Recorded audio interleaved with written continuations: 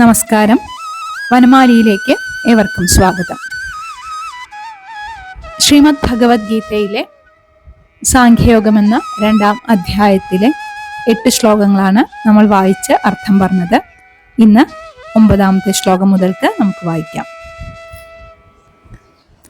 സഞ്ജയ ഉവാച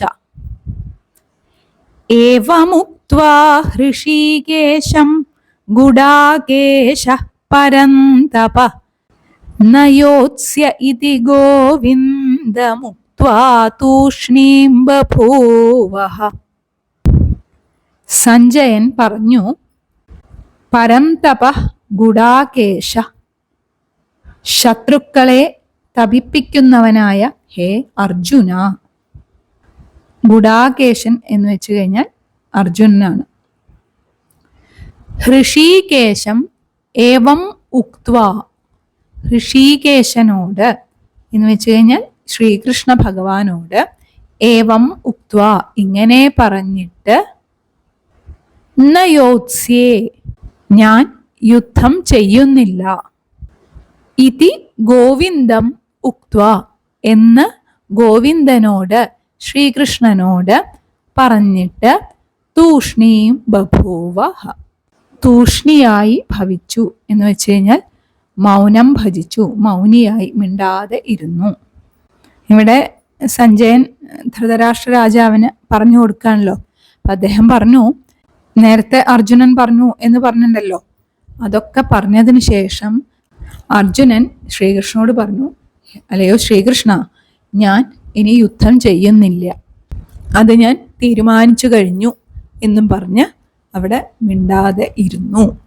കഴിഞ്ഞില്ല. ഇനി അടുത്ത ശ്ലോകം സഞ്ജയൻ പറയുന്നത് തന്നെയാണ്, അത് നോക്കാം. തമുവാച ഹൃഷീകേശ പ്രഹസന്നിവ ഭാരത സേനയോരുഭയോർമധ്യേ വിഷീദന്തമിദം വച. ഭാരത, അല്ലയോ ധൃതരാഷ്ട്ര മഹാരാജാവേ, ഉഭയോ സേനയോ മധ്യേ ഇരു സേനകളുടെയും മധ്യത്തിൽ, വിഷീദന്തം തം വിഷാദിച്ചിരിക്കുന്ന അദ്ദേഹത്തോട്, അർജുനനോട്, ഹൃഷീകേശ ഹൃഷീകേശൻ ശ്രീകൃഷ്ണൻ, പ്രഹസൻ ഇവ ഇദം വച ഉവാച പുഞ്ചിരി തൂക്കിക്കൊണ്ട് ഈ വാക്കുകൾ പറഞ്ഞു, അതായത് ഇങ്ങനെ പറഞ്ഞു.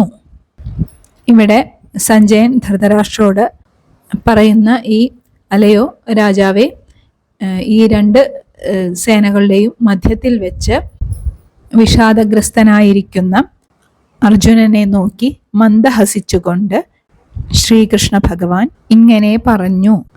അതായത് ശ്രീ ഭഗവാനുവാച എന്ന് പറയുന്ന അടുത്ത ശ്ലോകം മുതൽക്ക് ശ്രീകൃഷ്ണ ഭഗവാന്റെ ഗീതോപദേശം ആരംഭിക്കുകയായി.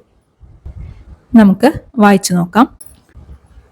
ശ്രീ ഭഗവാനുവാച അശോച്യാനന്വശോചസ്ത്വം പ്രജ്ഞാവാദാംശ്ച ഭാഷസേ ഗതാസൂനഗതാസൂംശ്ച നാനുശോചന്തി പണ്ഡിതാഃ.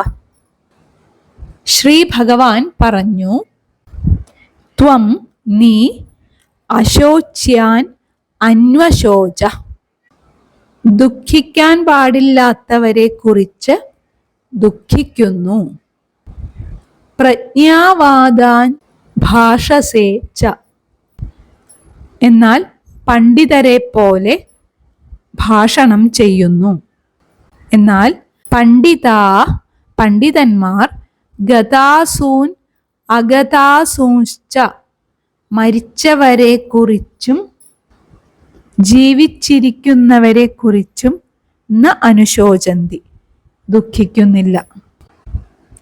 ഇവിടെ അർജുനന്റെ പെട്ടെന്നുണ്ടായ ആ ഭാവവ്യത്യാസം കണ്ട് കൃഷ്ണൻ പറയാണ്, അല്ലയോ അർജുന, നീ ബുദ്ധിമാന്മാരെ പോലെ പണ്ഡിതന്മാരെ പോലെ ശാസ്ത്രതത്വങ്ങളും അഭിപ്രായങ്ങളൊക്കെ ഭംഗിയായിട്ട് പറയുന്നുണ്ട്. എന്നാൽ നിന്റെ ഈ അറിവ് അത് ഈ വാക്കിൽ മാത്രമേ ഉള്ളൂ എന്നാണ് എനിക്ക് തോന്നുന്നത്. കാരണം നമുക്ക് ആരെക്കുറിച്ച് ദുഃഖിക്കാനാണോ ഒരല്പം പോലും അർഹതയില്ലാത്തത്, അവരെ കുറിച്ചാണ് നീ ഇപ്പോൾ ദുഃഖിക്കുന്നത്.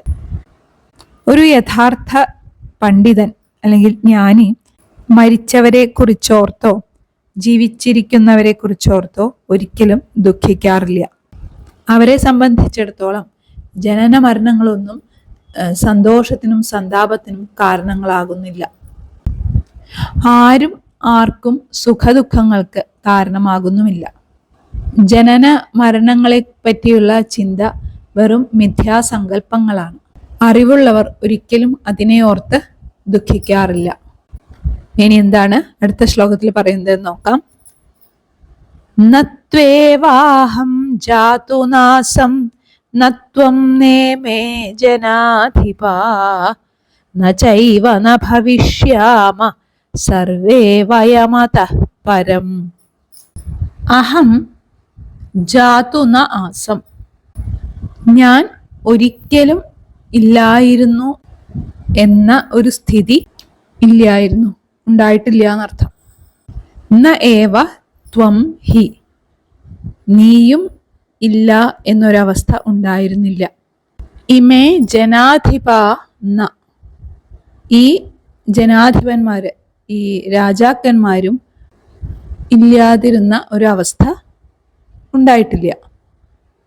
അതപ്പരം, ഇനി അങ്ങോട്ടും ഇനിമേലിലും വയം സർവേ, നമ്മളെല്ലാവരും ന ഭവിഷ്യാമ ച നൈവ, ഉണ്ടായിരിക്കില്ല എന്നൊരവസ്ഥയും ഒരിക്കലും ഉണ്ടാവില്ല.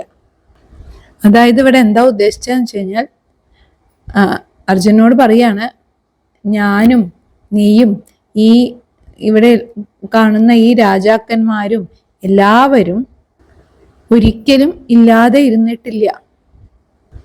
അതായത് ഇപ്പോഴും ഈ എല്ലാവരും ഇവിടെ ഉണ്ടായിരുന്നു, ഒരിക്കലും ഇല്ലാതാവൂല്ല. ഈ ജനനം മരണം എന്നൊക്കെ പറയുന്നത് നമ്മുടെ മനസ്സിന്റെ അജ്ഞത കൊണ്ട് ഉണ്ടാകുന്ന ഒരു മിഥ്യാബോധം മാത്രമാണ്. അതാണ് ഇവിടെ പറഞ്ഞ്, പണ്ഡിതനായ ഒരാൾക്ക് ജനന മരണങ്ങൾ ഒരിക്കലും സുഖദുഃഖങ്ങൾക്ക് കാരണമാകുന്നില്ല. ഇങ്ങനെ വസ്തുസ്വരൂപം എന്നാൽ അത് ആത്മാവാണ്, അത് നിത്യമാണ്, എന്ന് വെച്ചാൽ ഒരിക്കലും ജനിക്കാത്തതും നശിക്കാത്തതുമായ സനാതന വസ്തുവാണ് എന്ന് മനസ്സിലാക്കിയാൽ നാം ആരെക്കുറിച്ചും ദുഃഖിക്കുകയില്ല. ഇനി അടുത്ത ശ്ലോകങ്ങൾ നമുക്ക് അടുത്ത ആഴ്ച വായിക്കാം. എല്ലാവർക്കും നല്ലത് മാത്രം വരട്ടെ എന്ന പ്രാർത്ഥനയോടെ